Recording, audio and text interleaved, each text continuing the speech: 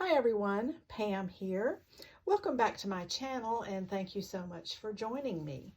Today I would like to show you how I expand the spines on a book cover when I don't want to remove the spine. I want to use the spine, but I'd like for the spine to be a little wider. I'm sure there's others that have done this. You may not like this process, but I had a viewer that had watched my video on the physics of Christmas, and I had expanded that spine to be almost an inch wider than it originally was.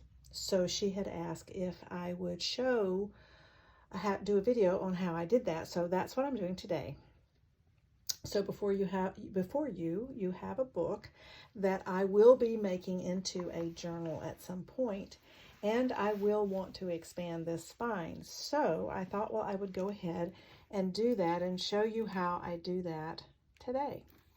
So here I've already taken out I've already done all the hard part. I've taken out the book block and I've taken out the spine and all of that, but I'm going to show you how I did and what I did so that you can actually do that without literally watching the minutes it takes for me to do that.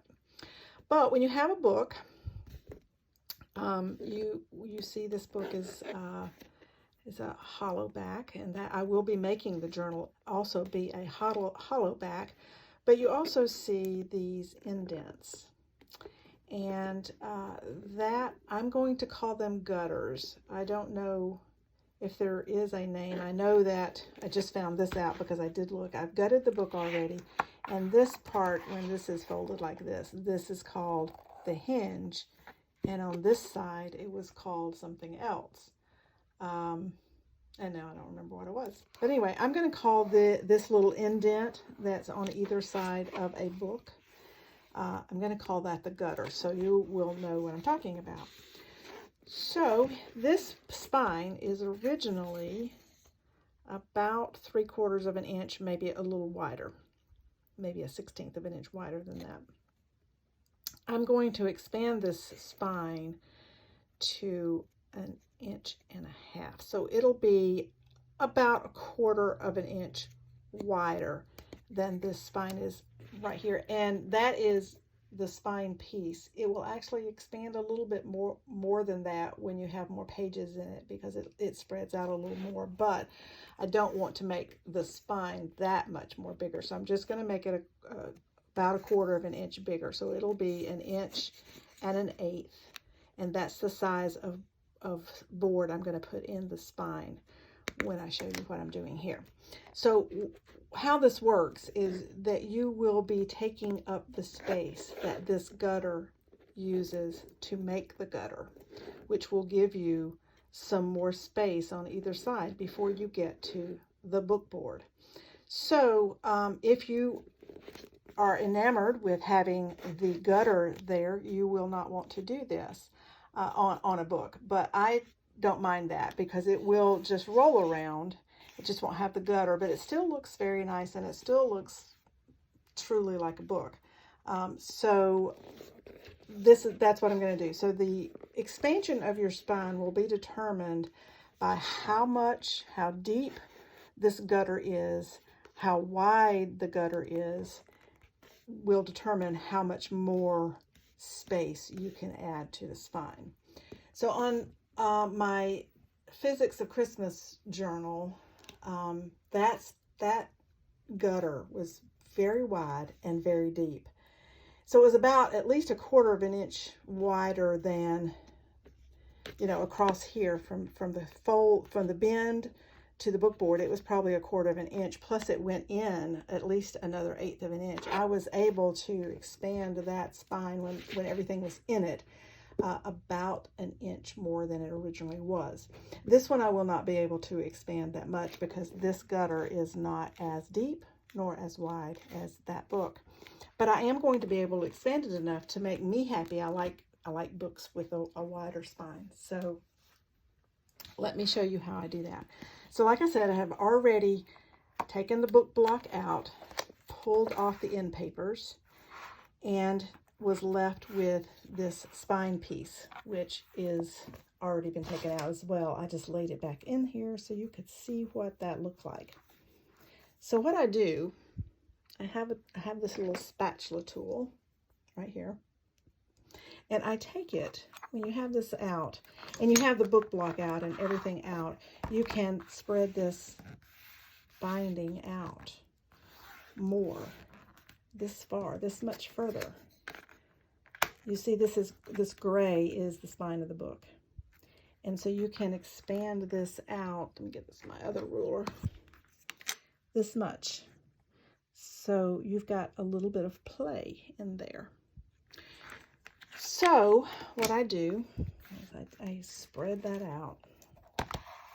I go in and I lift up this card that's in here to make the spine, and I just work this under it and work this under it and work it under here and get this all loose and pull out as much of this as I can. Now this came out in 2 pieces like this, and it left some in there, but this is what's actually really glued to the book, and it's not gonna come out. So it was a thicker card, not terribly thick, not as thick as you might think, but I won't be able to get any more of this out. I have gotten out everything that I can, but you just want to go in with whatever tool you can to gently work up that card that is the inside of your spine. This is going to give you, again, from here to here and from here to here, some extra space to increase your spine. So then what I do is I have already determined that I could make this be 1 inch and 1/8. And the way I do that is, I'll bring you down closer so you can see. The way I do that is, let me get a pointer here, is right here and right here is where the hinge folds. So there's a bump up right there and a bump up right there, and then it goes into so that's like the inside of the gutter part. And if I go from right that bump out to that bump out, that's what I determine is the width I can make it. You need to be sure you leave here and over here about a 1/16, which is about the width of this ruler. So if I were to put this ruler next to the book board on this side and next to the book board on that side, then that will show me about how wide I can make this spine. So I've got a 1/16 here, and this ruler is a 1/16, so I have 1/16 over here. That's how I determine how wide I can make the spine. So I'm going to raise you back up, and I'm going to show you the spine. This is the spine. It's 1 1/8. Like I said, I have measured it to be 1 1/8. And then I took I used a craft file folder, a craft colored file folder, which I think is a little lighter weight than manila file folder. And I cut 2 pieces, 1 inch and 1/8 wide, and it's 8 inches long, because that's how long it needs to be for the book. Okay. Then I take my scoreboard. I'm going to adjust your view a little bit here. I take my scoreboard, and if you can see, I score every 1/8 of an inch from one edge all the way across, scoring down the length to the other, making 1/8 inch scores. And what that does is that allows you to be able to curve it. The way I get this curved is I then will take this dowel for a narrow one like this, and I just roll this, just kind of rolling it back and forth to get it started. And then when I get it started, I can start manipulating it with my fingers more to get that rounded little bit that I want it to have. Then I can lay this in here. And so I've taken this out and I've lifted this up. This is part of the covering. And I lift that up, and to put this in, I slip it underneath at both ends. So you got to flatten it out a little bit to get it slipped under there, but that's okay because it'll curl back. It'll curve back like you want it to. And I get it positioned in there in the manner that I want it to be. So as you can see, I have increased the spine to that much, and I have my 1/8 of an inch. I have my 1/8 of an inch on either side. And this is the original spine. And so I have about an 1/8 of an inch on either side, which gives me the 1/4 of an inch extra that I am gaining on this spine. So that is how much wider it will be, which is amazing how much difference it will make in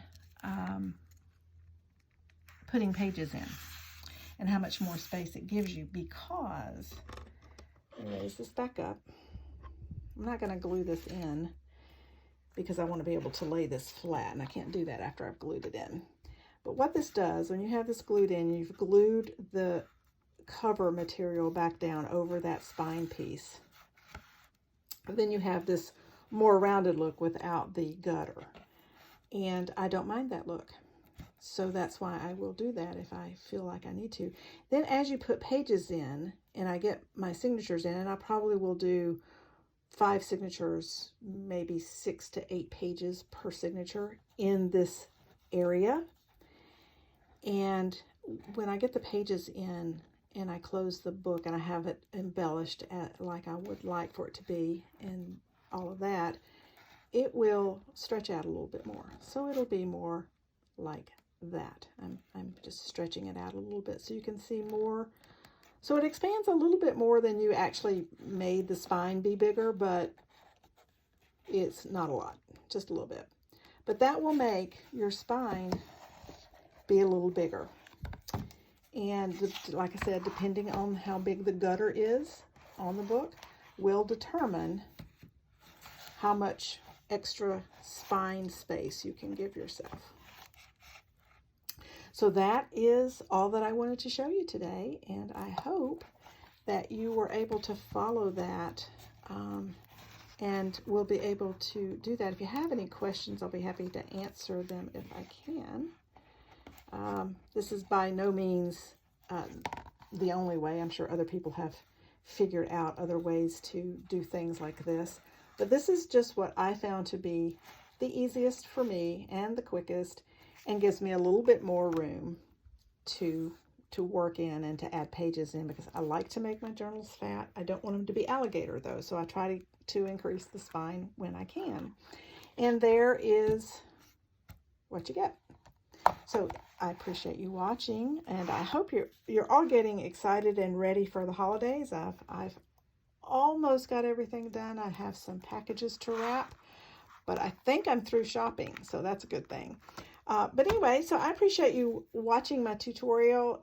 Please let me know what you think, and give me a thumbs up, subscribe, and I am, last I looked, I think I'm at 277 subscribers. I think at 300, I will be doing a giveaway.